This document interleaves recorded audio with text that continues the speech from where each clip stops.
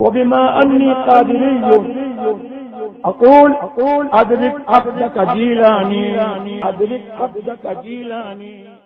کعبہ کے بدر الدجا تم پہ کروڑوں درود، طیبہ کے شمس الضحیٰ تم پہ کروڑوں درود. غایت و علت سبب بحر جہاں تم ہو سب، غایت و علت سبب بحر جہاں تم ہو سب. تم سے بنا تم بنا تم پہ کروڑوں درود. وہ جو نہ تھے تو کچھ نہ تھا، وہ جو نہ ہو تو کچھ نہ ہو. جان ہے وہ جہان کی جان ہے تو جہان. رب کائنات کا بے پناہ کرم اور اس کا فضل و احسان ہے کہ اس نے ہمارے قلب و جگر میں نبی کریم صلی اللہ علیہ وسلم کی محبت کا نور بخشا. اسلامی عقیدے کے مطابق بنیادی باتوں میں سے سب سے اہم بات یہ ہے کہ ایک بندہ شعور کی منزل میں آنے کے بعد اس بات کا اقرار کرے اور یقین کرے کہ اس کائنات کو ایک ہستی نے پیدا کیا جو ہمیشہ سے ہے اور ہمیشہ رہے گی، جسے ہم خدا کہتے ہیں، اللہ کہتے ہیں، ہزاروں نام سے جسے ہم پکارتے ہیں. یہ اسلام کا بنیادی عقیدہ ہے. اس وقت تک کوئی مومن نہیں ہو سکتا جب تک کہ اس بنیادی عقیدے کو وہ تسلیم نہ کرے. خدا ہمیشہ سے ہے اور ہمیشہ رہے گا. اس نے اپنی مشیت، حکمت اور مصلحت کے تحت کائنات کو پیدا فرمایا. لیکن یہ سوال تو اٹھے گا کہ اس کائنات میں لاکھوں چیزیں نظر آ رہی ہیں، چھوٹی بھی چیزیں ہیں، بڑی بھی چیزیں ہیں. زمین ہے، آسمان ہے، سمندر ہے، دریا ہے، پہاڑ ہے، مکھی بھی ہے، مچھر بھی ہے. بڑی سے بڑی مخلوق دکھ رہی ہے، چھوٹی سی چھوٹی مخلوق بھی دکھ رہی ہے. یہ کائنات ہے، یہ عالم ہے، یہ دنیا ہے. خدا نے اسے بنایا تو یہ سوال تو پیدا ہوگا نا کہ سب سے پہلے کسے بنایا. یہ تو ذہن میں بات آئے گی نا کہ سب سے پہلے کس چیز کو اس نے وجود بخشا.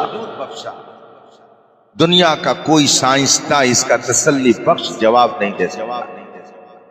سائنس کی عقل تھک جائے گی مگر اس کی حقیقت کا پتہ وہ نہیں لگا سکتی.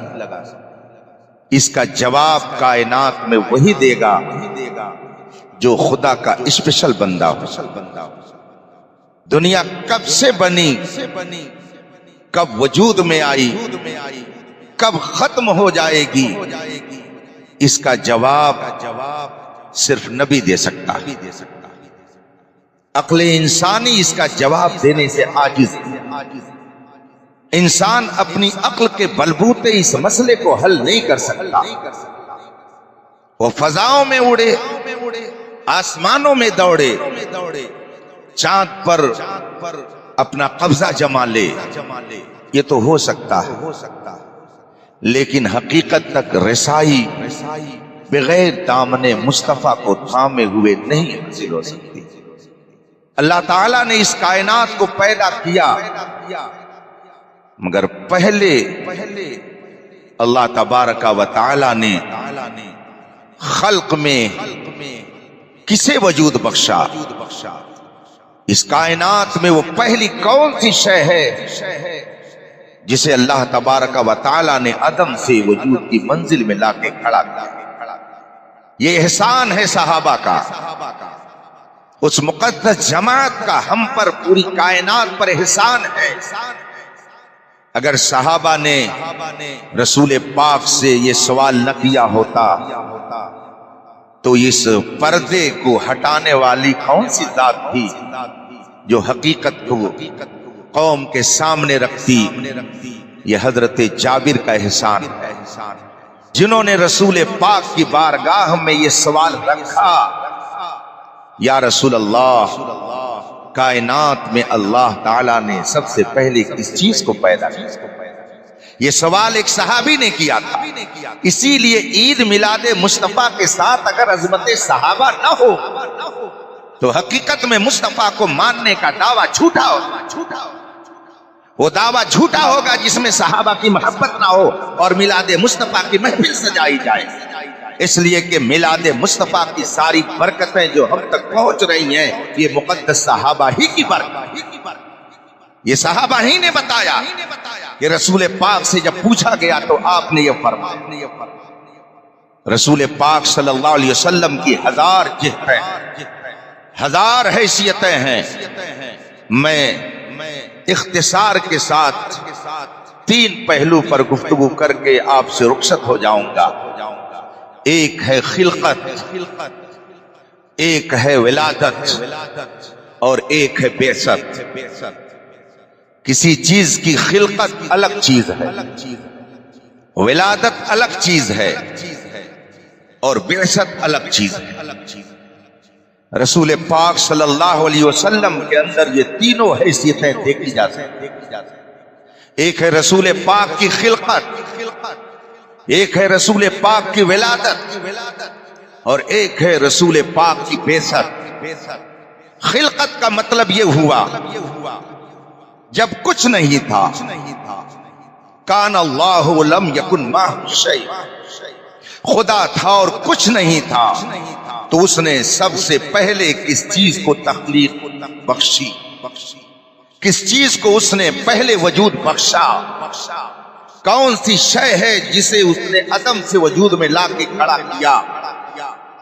اس کو اگر ہم مختصراً کہیں تو یہ کہہ سکتے ہیں کہ یہ ہے خلقت محمدی کا بیان۔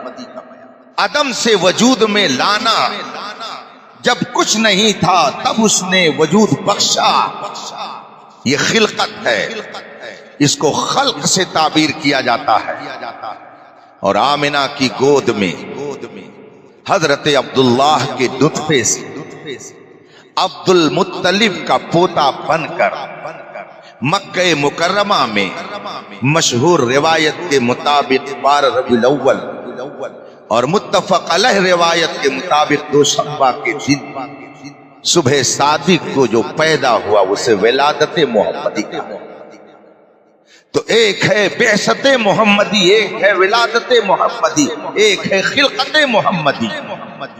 خلقت محمدی کا مطلب یہ ہے جب کائنات کی کوئی شے نہیں تھی تو اللہ تبارک و تعالی نے جس ذات کو سب سے پہلے منصب شہود پر جلوہ کر کیا، عدم سے وجود جسے بخشا اس کائنات میں، سب سے پہلی وہ شے وہ ہے خلقت محمدی، حقیقت محمدی۔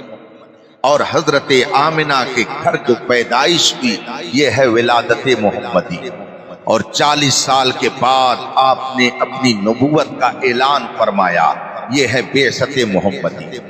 خلقت محمدی اور ہے، ولادت محمدی اور ہے، اور بعثت محمدی اور ہے۔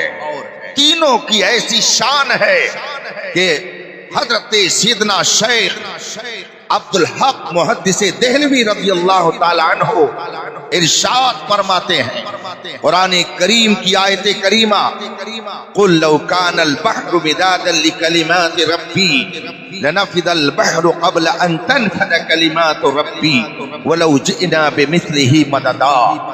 رسول پاک صلی اللہ علیہ وسلم سے اللہ فرماتا، اے میرے محبوب، قل، آپ لوگوں میں یہ بات پہنچا دیں، لوگوں سے یہ فرما دیں کہ اگر سمندر کو سیاہی بنا دیں اور پھر سیاہی بنا کر کلمات رب کو لکھا جائے، رب کائنات کی باتیں لکھی جائیں، رب کائنات کے اوصاف و کمالات ذکر کیے جائیں، لنفد البحر، سمندر خشک ہو جائے، قبل ان تنفد کلمات ربی، میرے رب کی بات کو مکمل ہوتے ابھی ٹائم لگے گا، مگر وہ باتیں مکمل نہیں ہوں گی اس کے پہلے ہی وہ سمندر خشک ہو جائے۔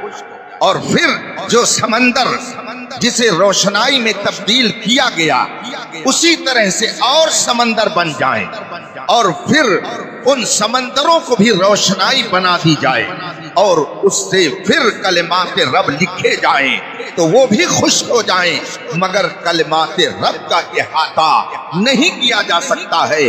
اللہ کے کلمات مکمل طور پر نہیں لکھے جا سکتے ہیں۔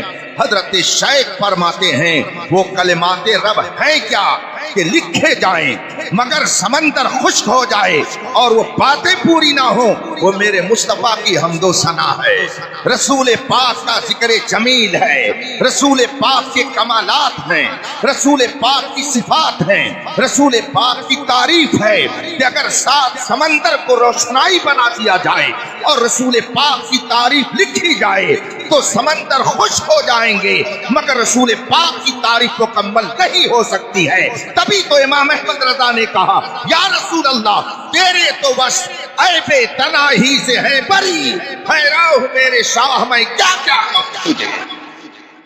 حضرت سیدنا شیخ سعدی رحمت اللہ تعالی علیہ نے تعریف کرتے کرتے کہہ دیا لا یمکن الثناء کما کان حقہ بعد از خدا بزرگ کوئی قصہ مختصر۔ یا رسول اللہ آپ کی حمد و ثنا بندے عاجز سے کیا ہو سکتی ہے؟ بڑے بڑے ادبا، بڑے بڑے خطبا، بڑے بڑے شعراء، بڑے بڑے دانشور، بڑے بڑے عقل مند، بڑے بڑے محدث، بڑے بڑے مفسر، بڑے بڑے فقیہ، بڑے بڑے مجتہد، سب آپ کی بارگاہ میں عاجز ہو گئے اور سب کو یہی کہنا پڑا لا یمکن الثناء کما کان حقہ، جیسی تعریف رسول پاک کی کرنی چاہیے بندہ تعریف کر نہیں سکتا ہے، زندگی اس کی ختم ہو جائے گی مگر مصطفیٰ جان رحمت کی حمد و ثنا کا باب مکمل نہیں ہو سکتا ہے۔